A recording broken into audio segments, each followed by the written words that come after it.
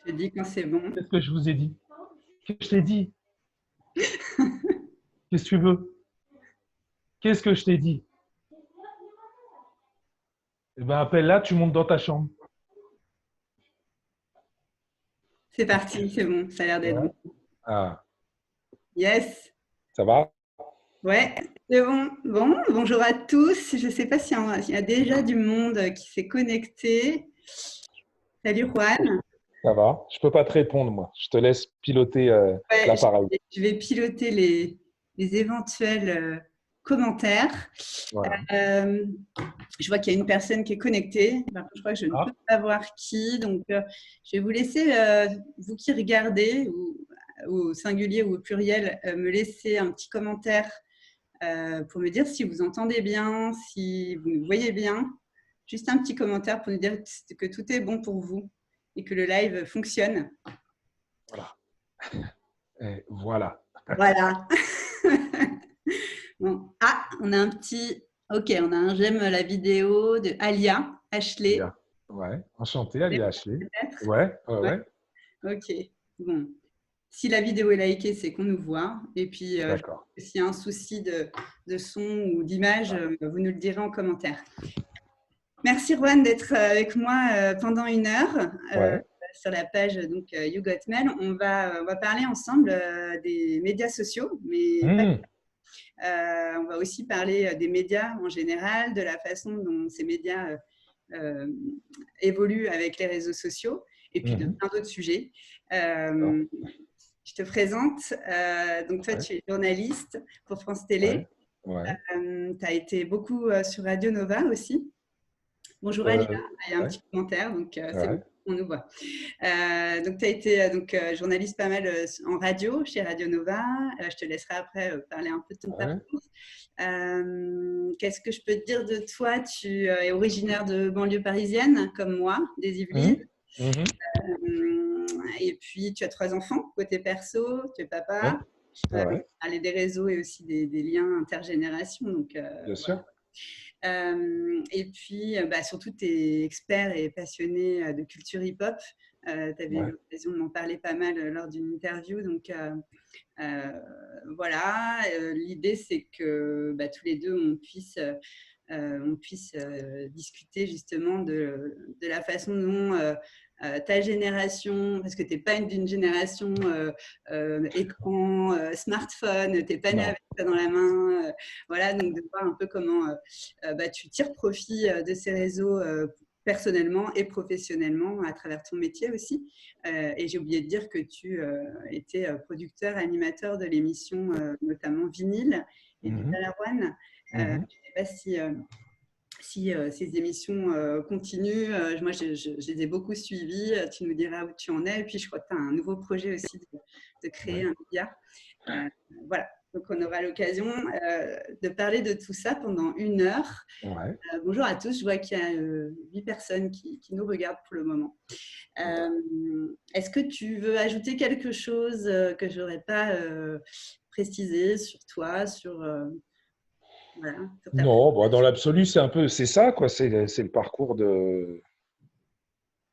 d'un mec très banal de banlieue, un petit mec de la génération X, comme on dit, là, ceux qui sont nés plutôt dans les années 60, fin 60, d'autres début 70, et qui a été témoin de cette vague de modernité qui est arrivée vers les années 60 et dans les paniers de commission des baby-boomers, donc nos parents, qui pour certains sont nés avant-guerre, d'autres juste après-guerre. Et nous, on a été un peu les cobayes d'un laboratoire d'un nouveau monde, de ce nouveau monde qui aujourd'hui fait l'objet de plein d'interrogations, aussi bien de la part des politiques que des observateurs, que du citoyen lambda. Et donc voilà, nous, on a vu arriver bah, la consommation, en tout cas la jeunesse comme une cible, voilà, comme une cible ouverte à la consommation, la technologie, la modernité, la fin de la ruralité, au- au- au- le début de l'urbanité. Voilà, on est un peu une génération intermédiaire. C'est-à-dire que c'est vrai que les années 60, 70, 80 ont été un vrai laboratoire qui ont permis, bon gré mal gré, de faire émerger une société qui nous amène à ce qu'on vit aujourd'hui, quoi, à des excès de part et d'autre, aussi bien des excès climatiques que des excès sociétaux, économiques. Voilà. Donc, moi, je fais partie de cette génération-là, ceux qui ont entre 45, les plus jeunes, hein, Ouais. 45 et 60, qui ont bénéficié de tout ça, parce qu'on a quand même eu la chance d'aller à l'école de la République, Mm. avec des enfants qui venaient un petit peu des quatre coins du monde. On a vu arriver les skateboards, les Walkman, les radios, la bande FM, le socialisme, Mm. euh, euh, la désinvolture avec tout ça, la désacralisation de la parole politique, la remise en question de la parole journalistique. C'est-à-dire toutes ces petites révolutions, eh bien, on a été ou les observateurs ou les acteurs. Tu Mais en vois, tout cas, au cœur de la révolution, justement, dans l'œil du cyclone un peu de tous c'est ces ça, mouvements. c'est Ouais, ça. ouais, Ce ouais. qui fait qu'on n'est pas jeune, on n'est pas vieux, on n'est pas riche, on n'est pas pauvre, on n'est pas démuni d'outils intellectuels, en même temps on n'en déborde pas non plus. C'est-à-dire qu'on est une espèce de génération d'entre-deux, comme ça, qui avons un petit peu touché à tout du bout du... En fait, on a goûté à toutes les confitures, mais on n'a pas eu le droit de manger toutes les confitures. Au moins, on les a goûtées. Voilà. Alors, pour ma part, moi, j'ai 40 ans. Hein. Moi, je suis dans cette génération justement qui n'a pas été, qui n'est pas née avec l'écran. Mais pour autant, j'ai vu Mhm. vraiment l'évolution du métier en y rentrant un petit peu par la porte des forums de discussion, de la modération au démarrage. Le web participatif, interactif, comme on l'appelait, c'était surtout les forums hein, et beaucoup de Bien sûr. conseils qui se donnaient entre internautes. Il n'y avait pas tellement le métier de community manager n'existait pas. Il n'y avait pas le côté marketing, on va dire, du métier de modération n'existait pas du tout. Et le but, c'était surtout de créer de l'interaction entre les gens et faire en sorte qu'ils s'entraident que ce Mhm. soit, je sais pas, dans le tourisme pour préparer leurs vacances ensemble, pour garder le lien après les vacances. Je donne cet exemple-là parce que moi, j'ai beaucoup travaillé pour l'UCPA, qui est une association de loisirs et de vacances sportives. Et donc, le but dans les forums de l'UCPA, c'était vraiment de créer comme ça du lien entre les utilisateurs. Mais effectivement, moi, j'ai appris ce métier, ça fait 15 ans que je suis sur les réseaux sociaux. Ouais. Et j'ai appris ce métier vraiment en le voyant évoluer, en voyant évoluer les réseaux. Les forums sont devenus des réseaux. Il y avait Twitter, Facebook, Pinterest, etc. Et puis maintenant, le métier de community manager, c'est plus seulement de créer du lien entre les utilisateurs, mais c'est aussi de leur faire de la promotion d'infos, de la promotion commerciale, voilà, et créer des communautés aussi, mais dans le but, généralement, quand c'est utilisé par les entreprises, dans le but Ouais. de vendre. Et donc ça a vraiment été très, très, enfin, une évolution gigantesque et que j'ai expérimenté sur le terrain, on va dire. Mais c'est intéressant du coup ensemble de prendre un peu de recul sur tout ça. Ouais. Et puis, surtout en cette période de confinement où c'est propice à la réflexion, de prendre du recul sur nos usages, nos habitudes et ce qui nous plaît, ce qui nous plaît moins sur les réseaux. Moi, ce que j'ai remarqué là dans cette période de confinement, c'est que c'est le live surtout, et là on est en train d'en faire un tous les deux, mais le live en fait sur les réseaux a explosé. Ouais. Il y a énormément de personnalités qui créent des rendez-vous avec leurs abonnés, qui discutent en direct avec eux. Toi, tu relais pas mal des lives de Ah, moi, DJ je relais, sur ouais. ta page Facebook. Et donc, les DJ restent en lien dans le partage avec leurs abonnés aussi. On a vu que les utilisateurs, sans forcément que ce soit en public, mais ils téléchargent énormément d'applications pour être en live les uns avec les autres, en visio, faire des apéros visio, etc. Donc ça, le live, c'est un format qui explose sur les réseaux sociaux. Et toi, le live, tu connais bien en radio, notamment en tant que Ouais. journaliste. Et j'aimerais bien avoir ton avis là-dessus, sur ce format du live. Qu'est-ce qui fait que, selon toi, c'est un succès énorme? Pourquoi est-ce qu'on s'approprie comme ça ce live tous ensemble? Déjà, dans ce dont tu parlais, sur l'explosion des réseaux sociaux et de ce besoin de partage, il est apparu, ou peut-être en est-il la cause, euh, au fur et à mesure que d'autres moyens, d'autres réseaux sociaux disparaissaient. Euh, on a toujours échangé du contenu culturel, on a toujours échangé des cassettes qu'on copiait, et je mettrais en parallèle la disparition des bistrots. Les bistrots, c'était des lieux où, au comptoir, tu me parlais de partir en vacances, c'était des informations. Il y avait dans les bistrots, un peu comme sur les réseaux sociaux, euh, différents lieux. Alors, tu avais le comptoir pour les anciens, tu avais le baby, tu avais le flipper, tu avais le billard au fond. Et donc, tu avais différentes communautés en fonction des âges qui se retrouvaient dans un lieu. Et en fait, moi, je compare souvent les réseaux sociaux au bistrot. Là où toute l'information, alors, sur une superficie moindre, bien évidemment, parce que c'était le quartier ou autre, mais il y avait ces communications, il y avait ce langage propre à ces lieux qui étaient les bistrots. Donc, effectivement, moi, quand j'ai vu que les bistrots fermaient les uns à la suite des autres, j'aime bien les bistrots. Moi, tous les matins, j'aime bien aller au bistrot, regarder, observer. Maintenant, on a mis des télés dans les bistrots, donc on ne parle plus dans les bistrots. On commente et on bavarde. Avant, on échangeait, on contredisait, on se regardait dans les yeux. Maintenant, on regarde droit devant. Donc, l'échange et le besoin d'échanger a toujours existé dans nos sociétés. Il y a les clubs de sport sont aussi des lieux d'échange. Donc, voilà, cette espèce de manière de fonctionner qui était celle de notre société, c'est petit à petit désagrégé. Et on a vu arriver, comme tu le dis, le numérique. Et comme tu dis, moi, je partage, bien évidemment. Et je perçois une énorme dimension affective dans la démarche en elle-même.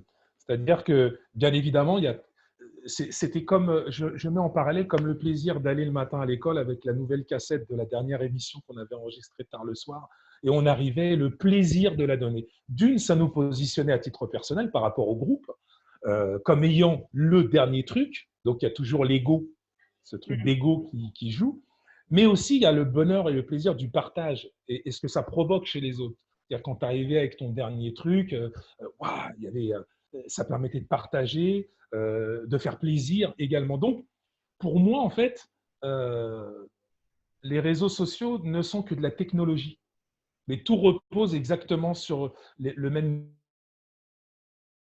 mécanisme. Les émotions, les sentiments, l'affect, l'ego.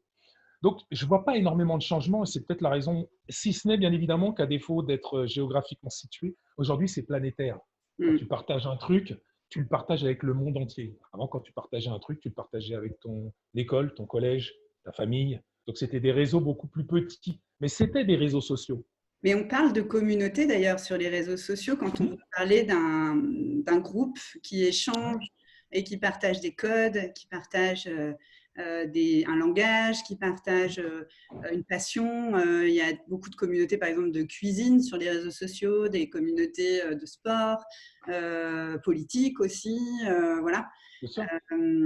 Donc, effectivement, ce que tu évoques sur la cour d'école, d'arriver avec sa cassette ou d'avoir vu la même émission la veille et de pouvoir en parler, finalement, c'est un peu une micro-communauté, une école ou un cercle. C'est une communauté. C'est une communauté. Ouais. Je ne pense pas que ce soit une micro-communauté. Ouais. Je pense que le web est une macro-communauté.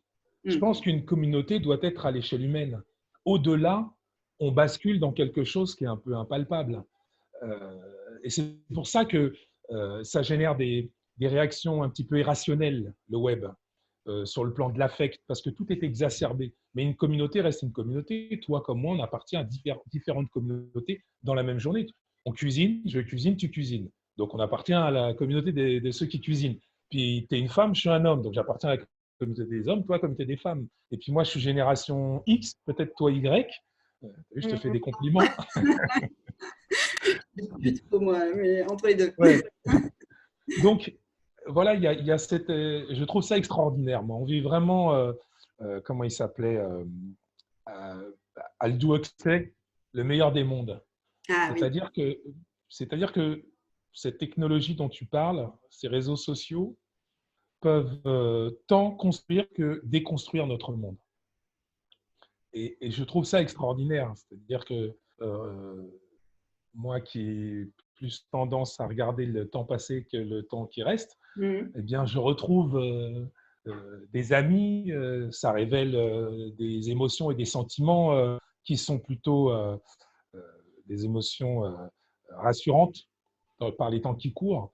Le passé n'est pas vraiment le passé, il peut devenir le présent et on peut aussi utiliser le passé pour construire l'avenir. Même sur le plan humain, retrouver des gens et redonner un sens à sa vie grâce aux gens qu'on a retrouvés. Ce n'est pas Mhm. seulement grâce à l'argent ou grâce aux objets ou à la société de consommation. Pour ça, les Ouais. réseaux sociaux sont extraordinaires. Bah, c'est pour ça, oui. Et puis dans réseau social, il y a vraiment le mot, enfin, social, hein, Ouais. on est vraiment dans le lien entre personnes. Mm. Et ce qui d'ailleurs complique un peu les choses euh, quand on est un média ou une entreprise ou même un indépendant qui veut communiquer auprès d'une communauté, en tout cas de son audience sur les réseaux sociaux. Euh, Mhm. Ça implique d'accepter d'interagir et d'accepter Bien d'être dans sûr, la discussion, le débat, absolument. de se poser des questions qu'on ne se pose pas forcément quand on a un site internet, vitrine, où on va communiquer des informations, mais sans avoir justement cette conversation avec les internautes. Là, les réseaux sociaux, ça nous permet, ça nous expose beaucoup finalement au regard des autres, à leur avis. Moi, quand j'accompagne des personnes qui veulent communiquer sur les réseaux, on parle souvent de est-ce qu'il faut répondre à tel commentaire, est-ce qu'il ne faut pas répondre. Enfin, ça, c'est toutes les questions de modération. Mais de se dire, ben voilà, qu'est-ce qu'on laisse s'auto-modérer? Est-ce qu'on laisse les gens auto-débattre d'un sujet sans forcément interagir?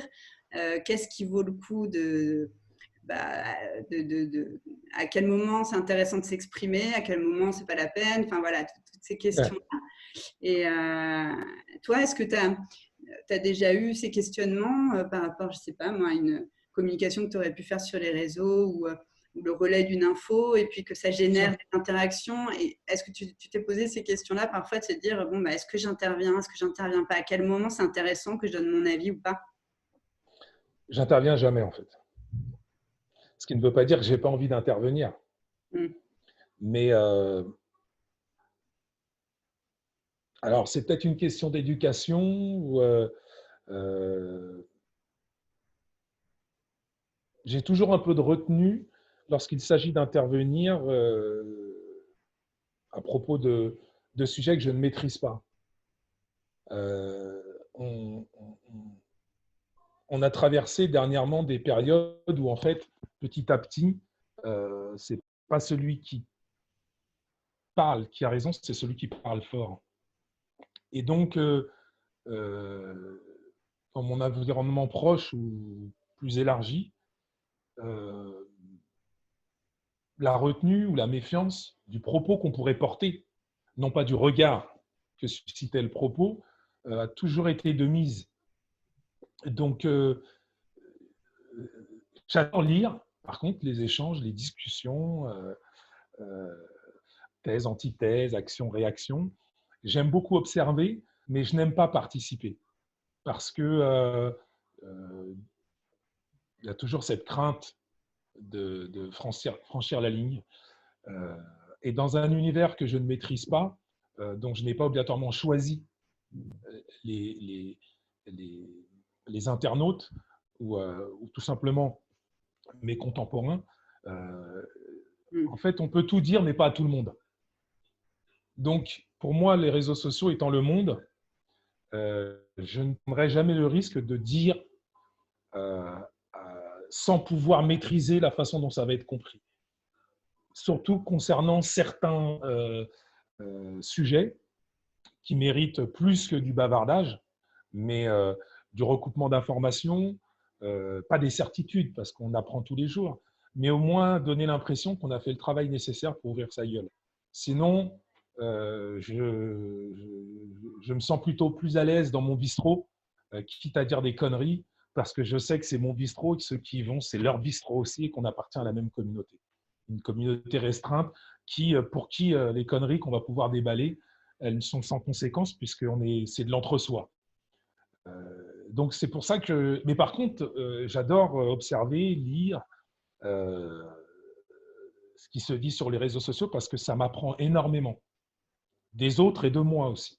Parce que ça a le mérite de m'interpeller dans ma léthargie. Donc oui, j'aime bien. C'est un petit peu comme mes revues de presse le matin, tu vois, ça peut aller de France Culture à RMC. Je n'ai pas d'a priori. Je peux très bien aller dans le bistrot du coin ou chez Maxime. J'écouterai exactement avec le même intérêt. Je ne valorise pas les gens en fonction de la qualité de leurs propos. Pour moi, ils reflètent la société dans leur ensemble. Donc, j'aime bien observer, j'aime bien regarder. Le type de conversation m'intéresse, tout profil m'intéresse, mais de là à intervenir, non. Non, j'interviens quand on est dans un cercle d'amis. C'est un beau d'observation sur la société, finalement, les réseaux sociaux. Bien sûr, ouais. Ça me permet, évidemment, absolument. Ouais. Je trouve ça plus intéressant d'essayer de comprendre que d'essayer d'enseigner. Même si enseigner, je trouve que c'est un métier extraordinaire, mais je pense qu'on doit d'abord accepter le fait qu'on doit comprendre et apprendre. Le problème, c'est qu'on comprend, enfin, on apprend, parfois on comprend tout au long de sa vie. Donc, il y a toujours cette petite retenue, et ça, c'est quelque chose de très personnel, contrairement à ce qu'on pourrait penser. Quand on est à la radio ou à la télé, on travaille beaucoup avant de montrer sa tronche. Et puis, donc, on borde les lignes. Alors que quand on est sur les réseaux sociaux, il y a de la spontanéité, ce qui, moi, me plaît énormément. Il y a de la diversité aussi, ce qui me plaît énormément. Mais c'est très casse-gueule. C'est très, très casse-gueule. Et puis d'ailleurs, qu'est-ce que je ne rajouterais de plus que ce qui se dit déjà? Donc parfois, je lis des échanges ici et là, un peu houleux même parfois, et je me retrouve dans les propos. Comment? Avec lesquels tu es d'accord, mais du coup, tu te Ou dis pas d'ailleurs. Ou pas, mais voilà. Tu te dis que quelqu'un l'a déjà dit, donc c'est peut-être pas la peine de rajouter. C'est ça. Ouais. Voilà, c'est ça. C'est pour ça que j'aime la musique. Parce qu'au moins, je mets un disque et t'aimes ou t'aimes pas. Mais il n'y a pas de palabre. Il n'y a pas… Voilà. Justement, la musique, c'est vraiment ta passion, ton sujet d'expertise, en tout cas les émissions que tu as pu produire, animer, c'est quand même souvent fil conducteur. Tu amènes les invités à se livrer par le biais d'une sélection de vinyles, par exemple, dans l'émission vinyle, ou par le biais d'une danse ou d'une fête dans le Balarouane. Quelle importance ça a pour toi? Enfin, surtout pourquoi c'est si important pour toi la musique et en quoi ça permet de se livrer et de faire que les autres se livrent? Il suffit de… alors, je prends pour exemple les réseaux sociaux. Actuellement, eu égard au confinement, la musique permet et offre aux uns et aux autres la possibilité de se dévoiler totalement sans retenue. C'est-à-dire que la musique, il n'y a pas de ridicule. Il n'y a pas de ridicule, il n'y a pas de jugement. Je vois les gens qui se filment en train de danser, les gens qui partagent leur musique, qui partagent leur vie avec un fond musical. Ils se filment. Et c'est un univers, la musique, c'est un domaine, c'est un périmètre dans lequel, en fait, il n'y a pas de jugement de valeur. Quand tu mets un morceau, c'est pas toi, c'est ce que le morceau procure qui importe. C'est cette espèce de truc, ce feeling que tu veux partager, et on ne pourra jamais te reprocher de partager un morceau, même si on ne l'aime pas. On ne pourra jamais te reprocher de danser sur la table, même si on ne t'aime pas. Parce que c'est un des rares moments où la spontanéité fait place à la retenue. Donc la musique, pour moi, ça a toujours été un outil pour essayer de, comme ça, dessiner des sourires sur les visages. Ça a toujours été un moyen offert aux uns comme aux autres de se révéler, de parler d'eux sans pour autant avoir le sentiment de se dénuder. Il n'y a pas de voyeurisme. Lorsqu'on met…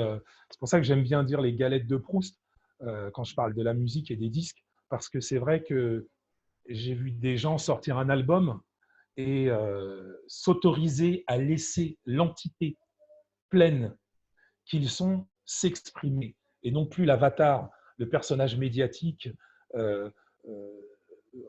On est tous une construction de représentation et d'image qui parfois nous échappe. Et aux premières notes d'une chanson, d'une mélodie, on voit l'édifice s'effondrer et laisser transparaître la réalité et la personnalité qu'on est vraiment. Et je trouve que c'est la façon la plus élégante et la plus conviviale, chargée d'émotions. Un disque, tu réunis les gens et ils s'expriment plus de la même façon. Un disque, tu le mets dans une boîte de nuit et la personne se révèle différemment de ce qu'elle était quand elle était encore dans sa voiture ou sur le parking. C'est un révélateur, comme en photo en fait. Tu plonges ton bout de papier dans un bac et tout d'un coup, tu vois l'image qui apparaît petit à petit avec des nuances de gris et tout d'un coup, tu as la photo pleine en pleine gueule. Et ça, je trouve ça assez extraordinaire. Et c'est pour ça que la musique, pour moi, ça a été un moyen de traverser un peu tous les océans, tous les mondes, toutes les sociétés, sans trop d'embûches. Mais c'est intéressant, je trouve, la notion de révélateur. Je fais encore le parallèle avec les réseaux. On voit surtout sur des réseaux comme Instagram, qui sont des réseaux d'images, des réseaux où on va se mettre en scène. Il y a vraiment comment dire, cette notion d'intimité. Ouais. On montre son intimité, on montre son intérieur, on montre sa déco, on montre ses enfants, on montre sa famille, enfin de plus en plus. Là, encore plus pendant le confinement où on est tous chez soi, donc du coup, il y a beaucoup, comme on se prête beaucoup au jeu du live, du coup, on montre aussi son intimité beaucoup plus qu'avant. Euh, et justement, je me posais la question enfin, entre l'intimité que tu permets de dévoiler à tes invités quand tu les questionnes sur la musique, sur ce qu'ils aiment, sur ce que ça leur rappelle comme souvenir, leurs références, leur culture, etc. Et cette intimité qu'on choisit soi-même de dévoiler en se mettant en scène, en choisissant les images qu'on veut partager finalement de soi. Qu'est-ce que ça raconte? Qu'est-ce que ça dit justement de l'évolution de notre société, du regard qu'on porte sur soi ou sur l'intimité des autres? Je ne sais pas si ma question est bien posée, mais en tout cas. Si, je comprends tout à fait ce que tu veux dire. Et le premier mot qui me vient à l'esprit, c'est souffrance, une grande souffrance en fait. Parce que ce sont des moments où en fait, on se rend compte que la représentation a pris le pli sur la réalité et que le fait d'être en représentation très souvent et trop longtemps, ça engendre des dysfonctionnements sur le plan de l'identité. Et lorsque c'est comme une thérapie, tu sais, moi, je n'ai pas besoin de beaucoup parler dans ces émissions. Parce que la moindre sonorité, la personne parle d'elle-même. Et ce que j'ai beaucoup aimé dans ces aventures en télé, comme en radio, sauf qu'en radio, ça ne se voit pas, ça s'entend par contre, c'est les silences. C'est-à-dire que la musique, rares sont les situations où un choc émotionnel génère du silence. Et ce n'est pas tant ce que la personne va me dire, c'est ce qu'elle ne dit pas à ce moment-là. Quand tu laisses ton invité dans le silence, à un moment, c'est lui qui prend la main et c'est lui qui choisit de dire ce qu'il a envie de dire, de montrer ce qu'il a envie de montrer, d'être qui il a envie d'être. Donc, ces émissions qui sont pour moi une envie folle de connaître la personne qui se cache derrière la personnalité médiatique. C'était ça vraiment. Parce que très souvent, de par mes déambulations et une sorte d'errance dans la société, j'ai tiré profit d'une forme d'oisiveté en regardant et en observant. Et je me suis rendu compte que la façon dont les gens se présentaient ou la façon dont une juxtaposition d'informations définissait un individu était loin de la réalité. Mais que rares étaient les opportunités et les occasions de se dévoiler tel qu'on était réellement. Donc, quand je te dis une grande violence, c'est parce qu'il y a une volonté de se protéger des autres et se protéger de soi aussi. Donc, il y a une forme d'enfermement. C'est un petit peu ce qu'on trouve aussi sur Facebook. On peut créer un personnage, mais sur le long terme, c'est très compliqué. C'est ce que je dis souvent dans la culture qui est la mienne, cette culture urbaine, cette culture hip-hop. qui est né dans un endroit bien précis, l'urbanité, les grands ensembles, à travers une génération qui étions très souvent jeunes et des gamins. Et notre société ne permet pas aux acteurs de cette culture de grandir, comme tout processus, d'arriver à maturité. Donc, je me suis rendu compte que, de par là d'où nous venions, nos origines, la culture que nous incarnions, il y avait un paramètre qu'on ne nous avait pas permis d'acquérir, c'était l'évolution. On est toujours perçus comme des jeunes de banlieue. Et donc, ayant pendant des années et des années reçu des centaines et des centaines d'acteurs de cette scène urbaine, je me rendais compte qu'entre la représentation que nous proposaient les médias traditionnels et la réalité de la personne qui était en face de moi, à l'antenne ou hors antenne, il y avait une distorsion énorme. Et que l'objectif, c'était de permettre à chacun de ces acteurs d'être perçus non pas tel que le système voulait qu'ils soient perçus, comme des contestataires, des jeunes de banlieue, mais comme ce qu'ils étaient réellement devenus. C'est-à-dire qu'un artiste arrive à 20 ans, on ne peut plus le regarder à travers le même prisme lorsqu'il en a 30, 40, qui devient père de famille, 50. Et on évoluait, nous, dans un univers où, en fait, on ne grandissait pas. Il n'y avait pas de système de maturité, d'évolution. Donc, un jour… Tu veux dire au niveau de l'image? Au niveau des médias, absolument. Ouais. Absolument. Au niveau des médias, au niveau de la sphère culturelle aussi. Tu vois, on est toujours une sphère en devenir. Ça veut dire qu'entre 80 et aujourd'hui, il s'est passé quand même 40 ans. Quand tu regardes l'arrivée du rock and roll en France, de la scène rock, allez, on va dire les années 50-60, 40 ans après, les artistes comme Eddie Mitchell, Dick Rivers, Johnny Hallyday n'étaient plus perçus comme des jeunes, alors qu'eux aussi venaient des quartiers populaires. Seule notre culture a été perçue à travers ce filtre-là. Ce qui fait qu'à un moment, il m'est apparu nécessaire de permettre à un pan entier d'artistes que j'avais eu la chance d'accompagner, quel qu'il soit, un danseur, un graffeur, chanteur, etc., qui se retrouvaient avec des disques d'or, chantaient à l'Olympia, exposaient dans les plus grands musées du monde, dansaient dans les plus grandes compagnies du monde, mais étaient toujours perçus à travers le filtre, le prisme jeune de banlieue. Donc je me suis dit, peut-être qu'avec cette émission-là, on va pouvoir, aussi bien en radio dans un premier temps, ensuite en télé, laisser le choix à l'acteur, à l'artiste, de se révéler tel qu'il est et de lui parler comme il le mérite, c'est-à-dire comme un adulte, tu vois, cérébré, pas décérébré. Donc toute cette aventure vient de là en fait, parce que dans un premier temps, je le vis dans mon quotidien. Ce que je fais dans la vie me définit beaucoup plus au regard de la société que ce que je suis réellement. Ce que je suis réellement à travers la grille de lecture qu'est la nôtre aujourd'hui, c'est toujours l'incarnation plus ou moins d'un jeune de banlieue. Tu vois, c'est pour ça que quand je propose des projets, quels qu'ils soient, on me renvoie souvent à la banlieue, que j'ai quittée il y a de cela 32 ans maintenant. Oui, donc tu as passé plus de temps absolument en banlieue qu'en banlieue. C'est ça. Mais la représentation qu'on se fait, la projection que l'on se fait lorsque l'on me voit, en tout cas une certaine partie des élites, c'est la banlieue.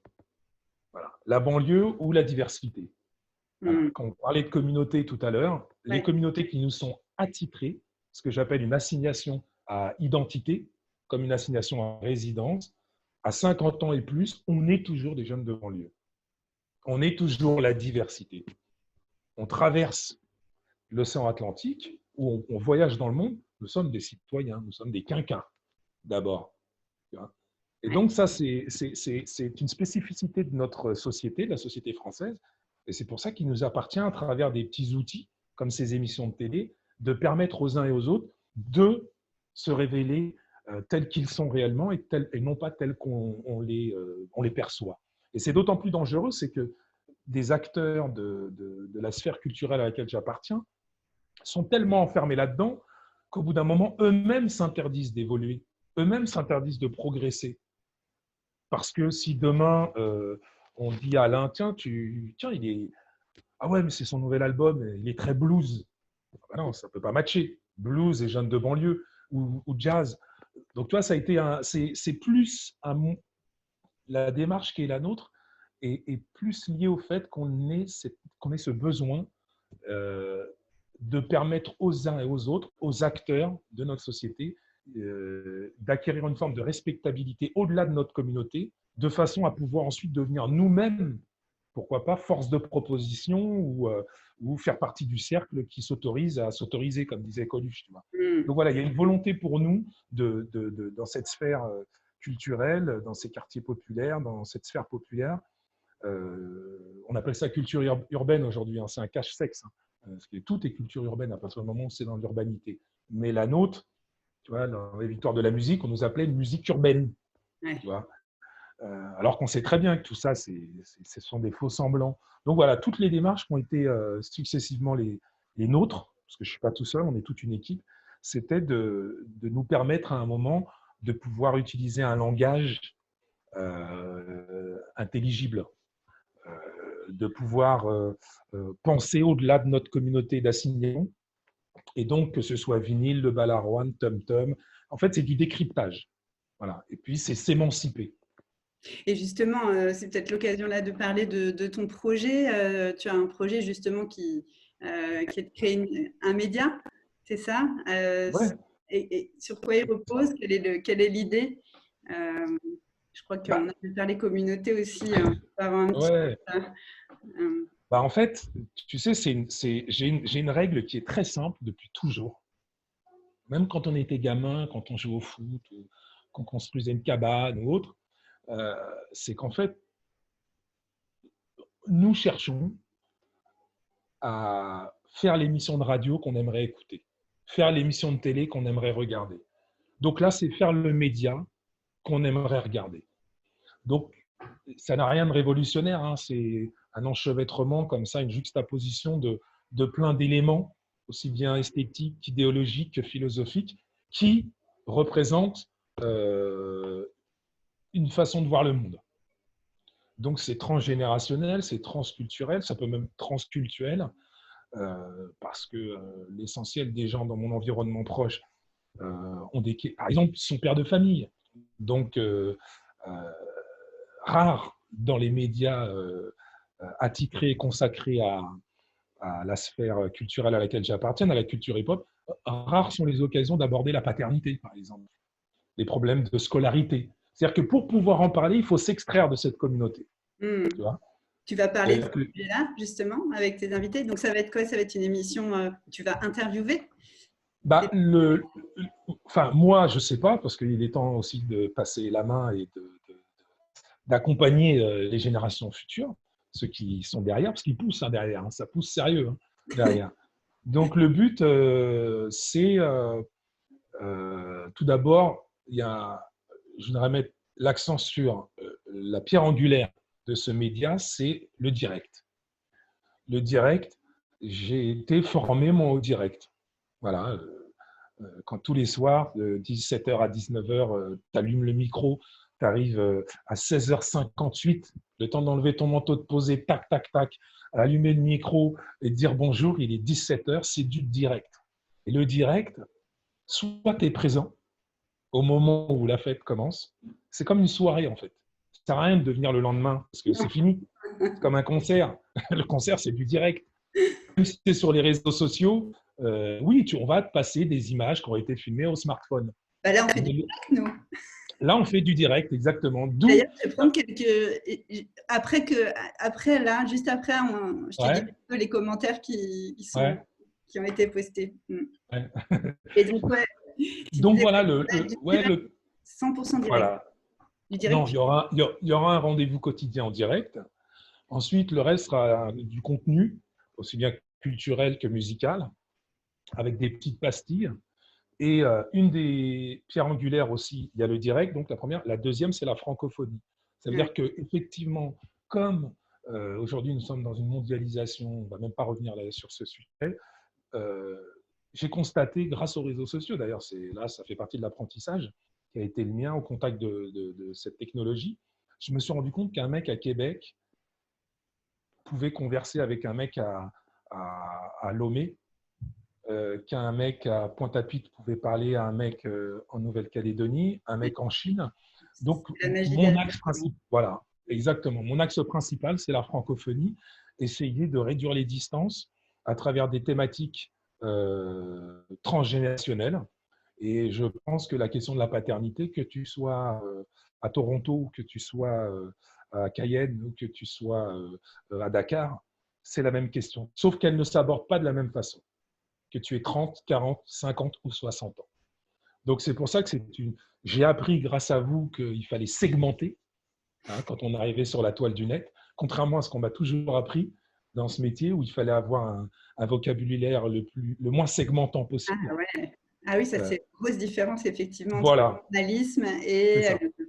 et le marketing. Ouais, ouais. Absolument. Moi, j'ai issu de la formation où toute la spécificité et la particularité du maître de cérémonie, il fallait les gommer. Voilà, il fallait parler comme tout le monde, il fallait faire attention, ça ne se disait pas, ça ne se disait pas, parce qu'il y avait la course à l'audimat. Grâce à la mondialisation, aujourd'hui, moi, je vois des gamins qui produisent des clips, ils ont 1,5 million de vues aujourd'hui. Donc, tu n'es plus dans cette dictature de… tu dois être interchangeable. Ce qui est important, c'est ton champ lexical, c'est le vocabulaire que tu utilises.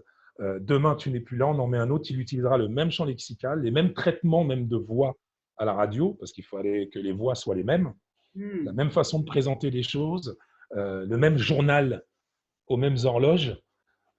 Tu vois, donc moi, je viens de cette école. Et tout d'un coup, grâce à vous, qui avez participé au développement de ces nouveaux outils, on nous dit non, c'est le contraire en fait maintenant. Ah bon? Ouais, c'est le contraire. Ouais, c'est-à-dire, tu peux faire un site internet de cuisine consacré à ceux qui n'aiment que le curry dans la nourriture. Ah bon? On peut faire ça? Bien sûr. Mais ça peut marcher? Ah oui, oui, ça va marcher. Donc, c'est un changement de philosophie qui me va parfaitement. Donc, en fait, aujourd'hui, l'objectif, c'est de créer le média pour parler de ce que nous sommes, de ce que nous consommons et de ce que nous pensons. Voilà. C'est très égocentrique. Hein. C'est très narcissique comme démarche. Ben non, parce que je trouve que les codes communs qui sont la francophonie, c'est quand même super large et ça reste quand même. Après, tu peux segmenter à l'intérieur de cette grande communauté francophone, effectivement, mais ça me semble pas narcissique, moi, du tout. Mais c'est vrai que du coup, moi, ça me fait rebondir sur la notion d'engagement sur les réseaux sociaux. Ça, c'est le jargon du métier. Mais quand on travaille une communauté, quand on fait en sorte que les abonnés soient actifs, etc., on va faire en sorte de créer une complicité et des contenus qui vont donner envie de réagir. Et c'est un petit peu le critère qu'on va aller regarder pour se dire est-ce que la communauté est vivante ou pas, c'est est-ce qu'elle est engagée. Et l'engagement sur les réseaux sociaux, c'est toutes les interactions qu'il peut y avoir sur les publications, donc les likes, les partages, les commentaires, les clics, etc. D'ailleurs, excuse-moi, est-ce que je peux t'interrompre justement à ce sujet-là? Ce qui m'étonne le plus, moi, c'est qu'en fait, tout ce que j'imagine, c'est le contraire qui se passe. C'est-à-dire que je mets des publications, je me dis on va être 5, tout d'un coup on est 300, 200. Je mets des publications, je me dis bon, ça, tout le monde, 12. Alors, en fait, moi j'ai travaillé assez longtemps avec une équipe de community manager dans le domaine des médias et tous les jours on se faisait ces réflexions-là. C'est-à-dire que même quand tu maîtrises le métier, tu as des surprises et tu ne comprends pas pourquoi sur un contenu que tu auras mis des heures et des heures à produire, tu auras 3 likes et le contenu que tu vas relayer parce que c'est drôle ou que ça fait réagir, ça génère une émotion immédiate. Là, ça marche. En fait, il y a quand même, tu en parlais tout à l'heure, des émotions dans le direct aussi, à la radio, etc. Mais c'est la même chose sur les réseaux sociaux. C'est-à-dire qu'à partir du moment où ça crée de la surprise, de la joie, de la colère, de l'indignation, enfin une émotion, ça a plus de chances d'être un contenu qui va générer des interactions, tout simplement. D'ailleurs, je voulais te poser une question, puisque toi, tu es une spécialiste. Est-ce que le fait de savoir, est-ce qu'on consomme du contenu de la même façon lorsque l'on sait qu'on est tout seul, par exemple un podcast qu'on revisite, ou lorsqu'on sait qu'on est 500, 600, 1000, 2000? Est-ce que c'est la même saveur? En fait, c'est un peu, est-ce que on vit un disque de la même façon quand on est 1500 dans une boîte ou Ah. lorsqu'on est tout seul en l'écoutant chez soi? Est-ce qu'il y a ce même parallèle? Alors, c'est une question super intéressante. Et d'ailleurs, on voit que les usages des communautés sont en train de changer sur les réseaux sociaux. C'est-à-dire que quand tu fais quand tu donnes l'image d'une soirée où on écoute à 1500 le même disque, et puis une soirée où on est trois amis et on va écouter un disque dans l'intimité, Le même, ouais. le même, c'est l'équivalent sur les réseaux sociaux, c'est d'avoir liké par exemple une page à des millions d'abonnés Mhm.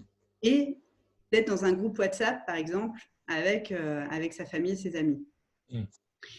On observe depuis quelques temps, on va dire peut-être 2 ans, que alors qu'avant, on avait tendance à aller liker, à aller suivre des communautés gigantesques en se disant parce qu'il y a plein de monde, ça doit être intéressant. Là, maintenant, il y a une espèce de méfiance qui s'est mise en place, il y a vraiment beaucoup de méfiance de la part des utilisateurs sur les réseaux sociaux, sur ce qu'on peut voir passer, les contenus qui peuvent être publiés. Et finalement, on revient à ce qu'on appelle des micro-communautés, donc des groupes privés. On va beaucoup plus aller réagir, interagir, discuter dans des groupes privés, que ce soit sur Facebook, en message privé sur Instagram.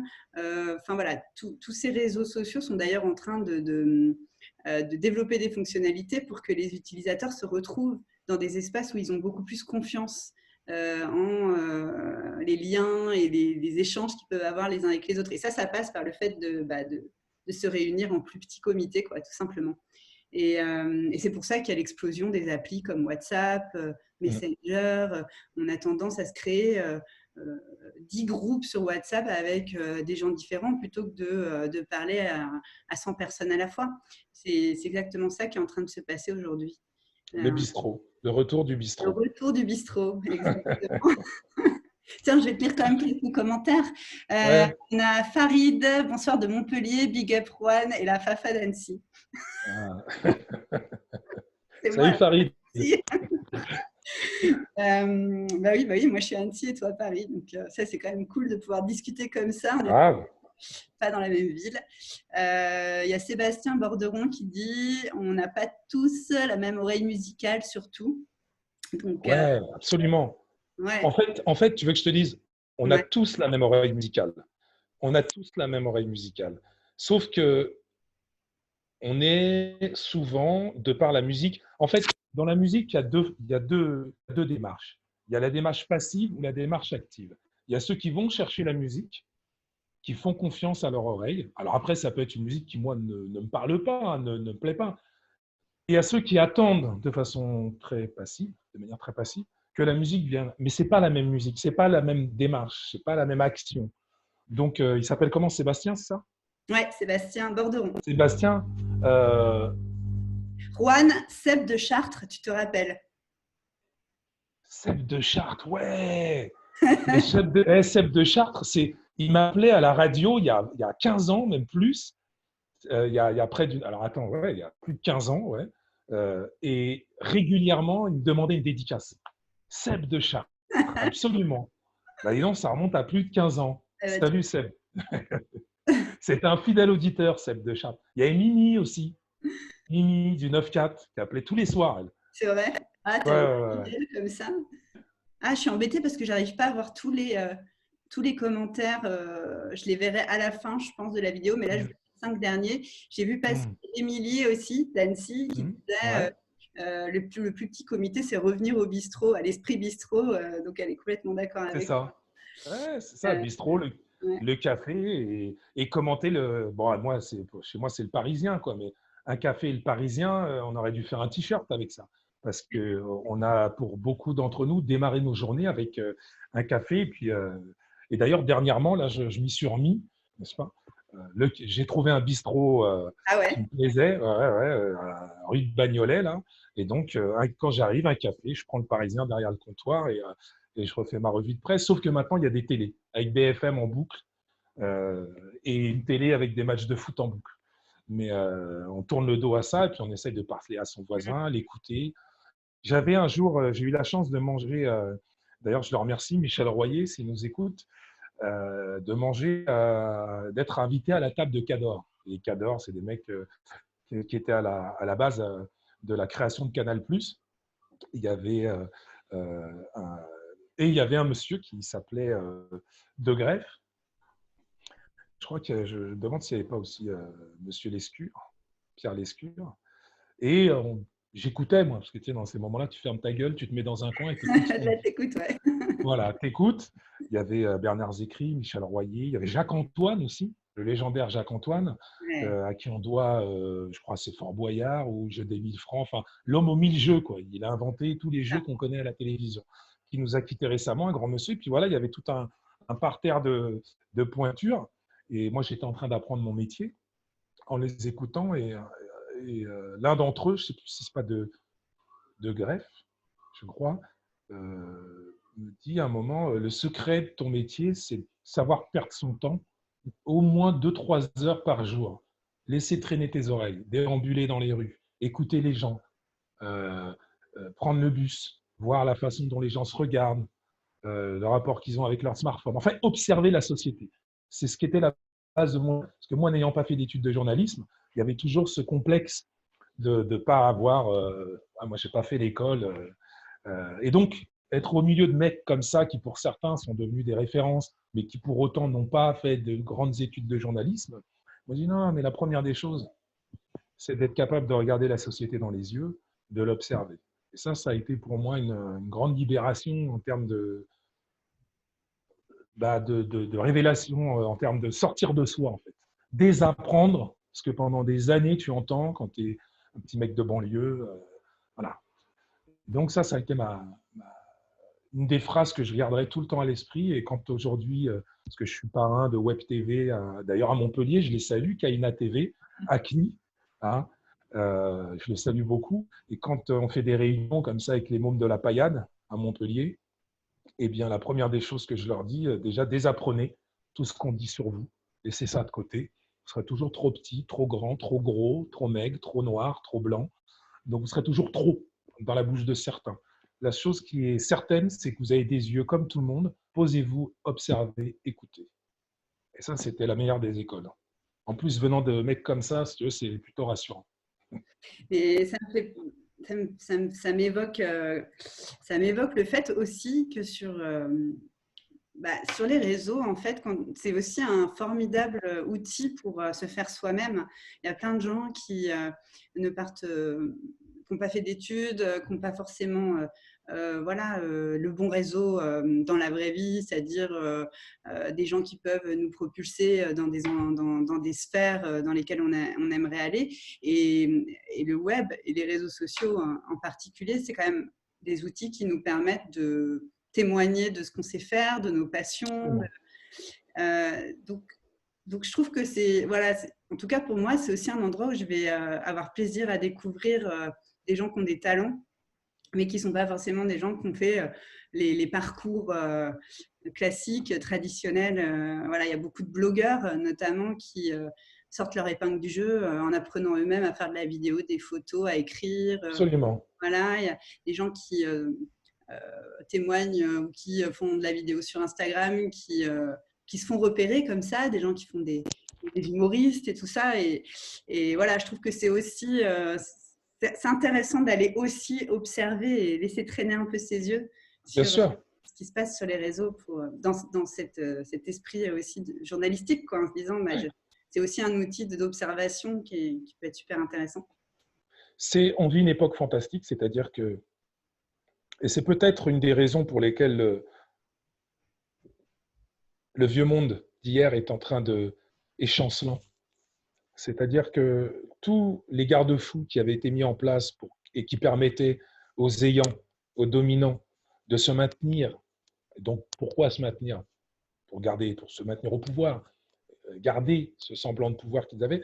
Tout ça, c'est en train de s'effondrer. C'est-à-dire qu'il y a Internet, qu'on l'aime ou qu'on ne l'aime pas, qu'on soit de la génération X, Y ou Z, peu importe, comme tu le dis, ça a permis de démanteler toute une architecture qui sélectionnait. C'est-à-dire que si tu n'étais pas né habillé, comme on dit chez moi, eh bien, tu aurais du mal à trouver les fringues qui tout au long de ta vie.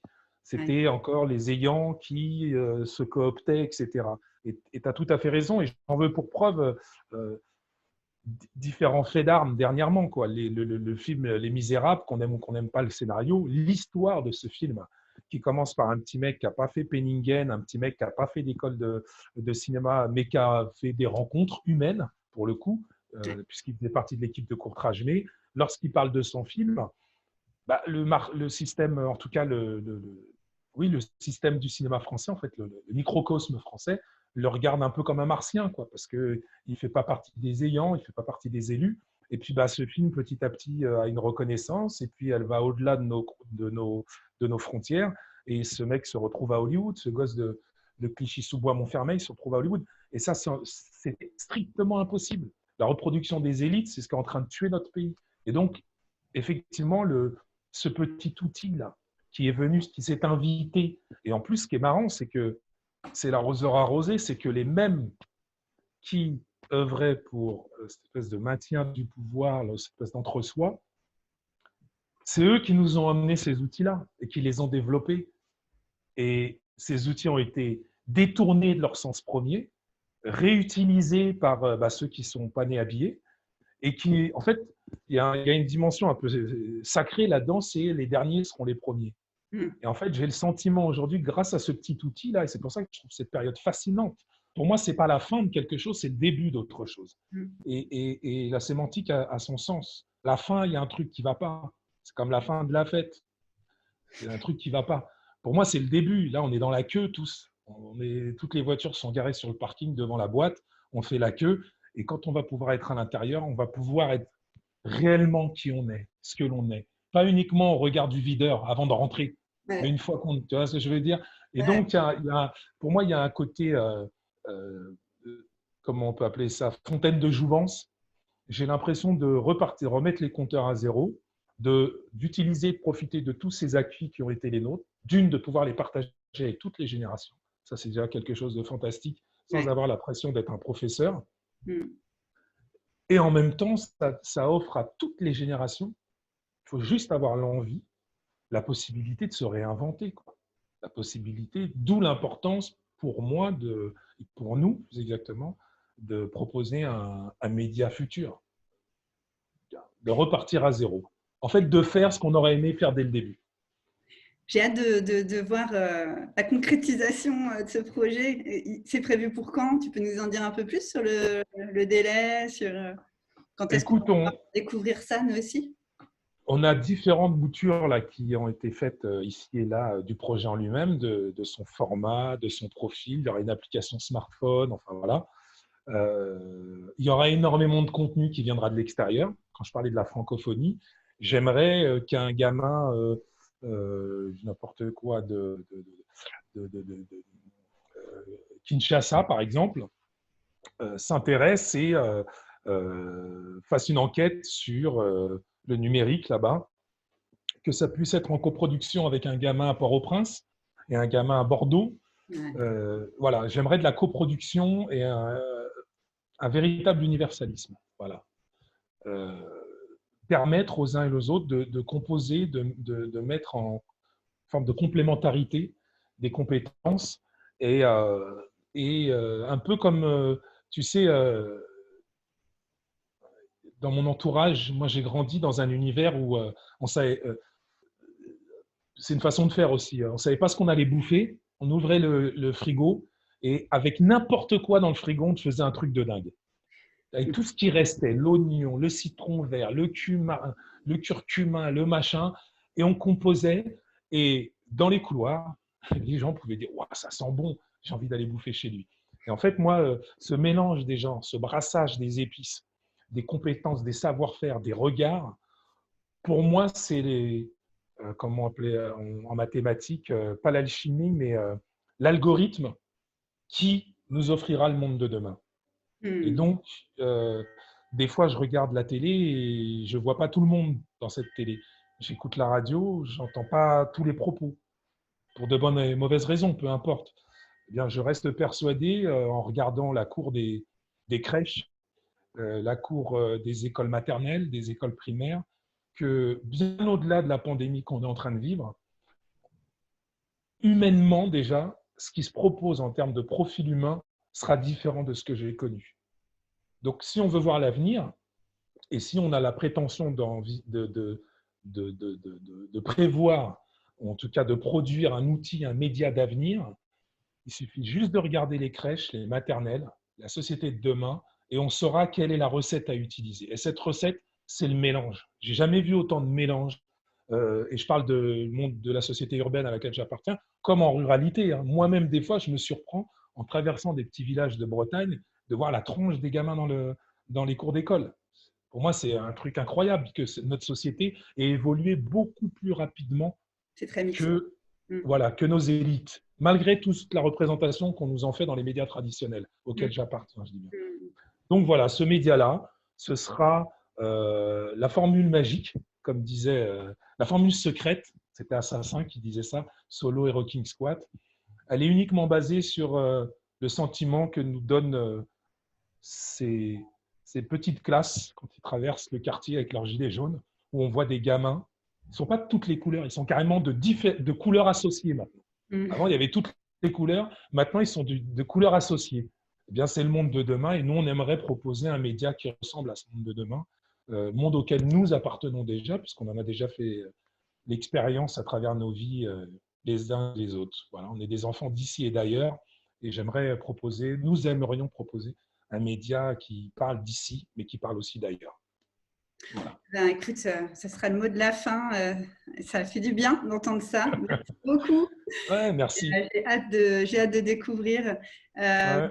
Merci Juan. Et puis voilà, il y a pas mal de commentaires que tu vas découvrir après parce que toi, tu les vois sur Facebook en direct. Et voilà, moi, j'ai pas pu tous les lire au fur et à mesure. Mais voilà, il y a eu 50 commentaires, donc je te laisserai lire tout ça. Et voilà, merci. Parce que là, je vais devoir cuisiner. Là. Je ne vais pas pouvoir les lire parce qu'il est 18h. Dans 30 minutes, il y a DJ Chabin sur Facebook. Ouais. Pendant une heure et demie. Et pendant ce temps-là, oignons, tomates, on fait à manger. Il y a la tribu qui attend derrière là pour des clés. Donc, voilà. Et ben, bonne cuisine et bonne écoute. Merci. Merci. Et merci. Ciao Mel. Et puis salut à tous. Ciao. Ciao tout le monde. Ciao.